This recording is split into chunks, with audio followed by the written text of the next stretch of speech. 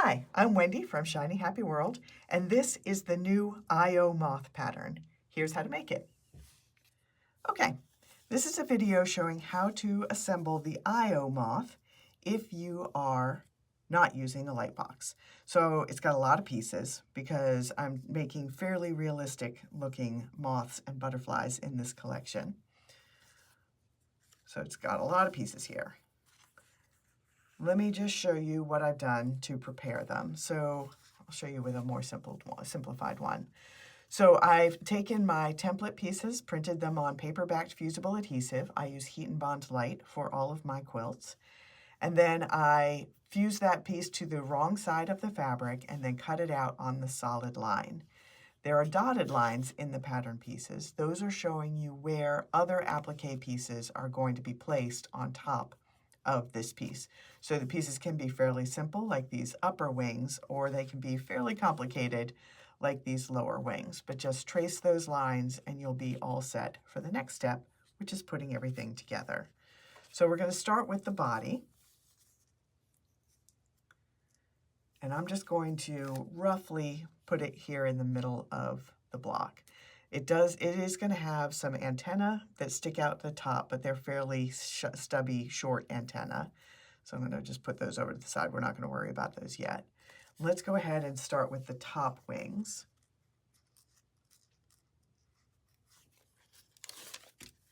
So there is a line here that I transferred from the back of the wing, and I'm just going to tuck that under the body until that line is covered, and then I know I've got good coverage.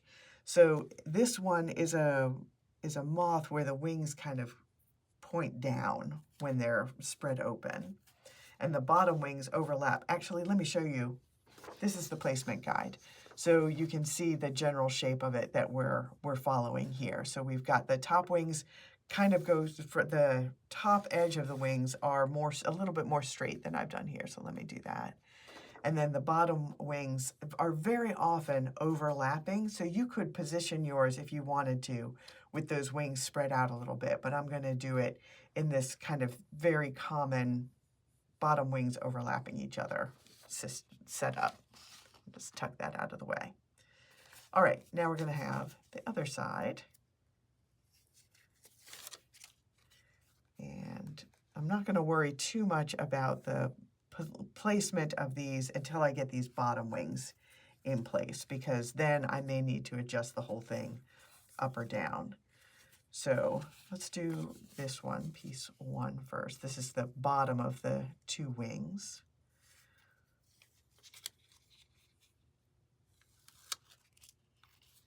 So that is going to go tucked. Oh, I forgot to transfer one of my lines. That's okay.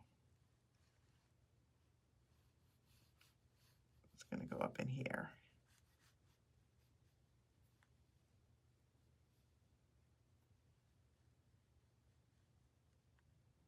Okay, I'm not going to get too fussy with that because we are going to adjust more later. And then this is the wing on the other side here. And this is going to tuck under the body, over this other wing, and then under this wing. This is the kind of pattern that is much, much easier to do if you are using a light box.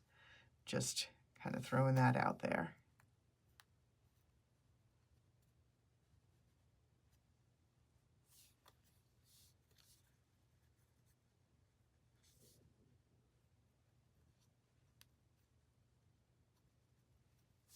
Okay, this is actually not bad as far as placement up and down.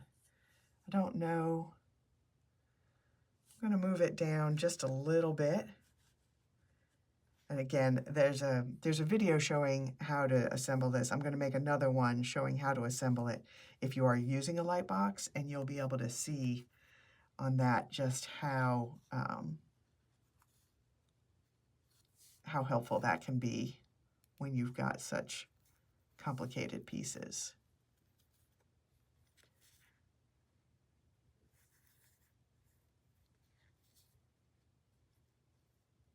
Okay, I think that looks pretty good. Now let's start getting in.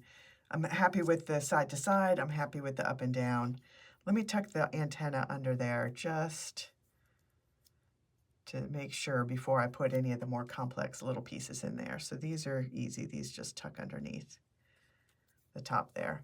Moths, unlike butterflies, moths either have just like a single wiry kind of antenna with no club on the end, or they have kind of fat, feathery antenna. So we're just going to tuck those guys behind until their little lines are covered up. All right, now let's get into some of the fancy markings. So they have these kind of hook shapes.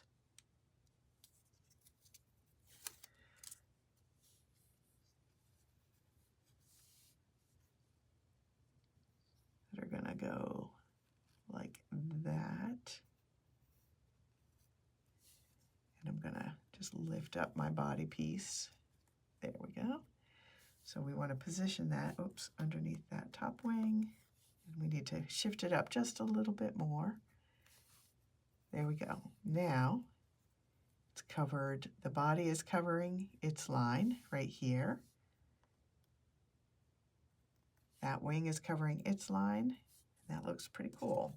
Now we're going to do the same thing on this side.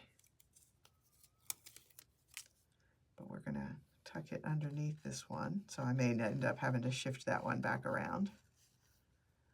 Let's see, we've got the end here. This wing needs to come down a little bit, I think, to cover that.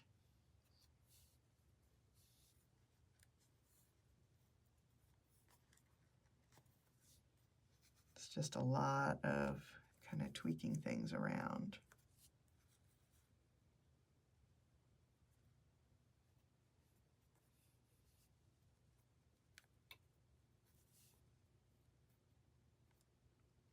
Okay, I think that looks good. All right, now we have some really fun spots. So it has some double spots in this little area left by the hook. It's got a big black spot and then a smaller kind of iridescent blue spot inside it. I'm going to do the matching spots on this side.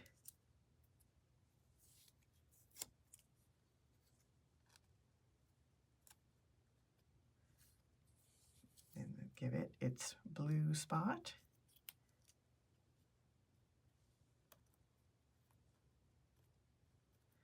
And then it has some kind of tan spots up on its top wings. There's one.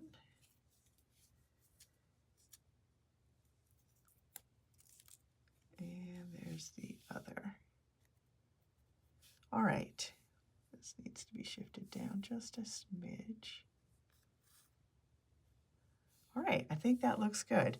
I'm going to take this over to my ironing board and fuse all those pieces in place, and then I will take it to my sewing machine and do all the outline stitching, and then I'll bring it back here and show you the finished Io Moth and also show you an Io butterfly that I made. It's just an Io, it's the exact same pattern pieces, just done in bright, cheerful butterfly colors on a blue background.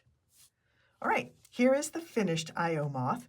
It's made in fairly realistic colors and it's on the mothy background that I've been working on. But I also made an Io butterfly.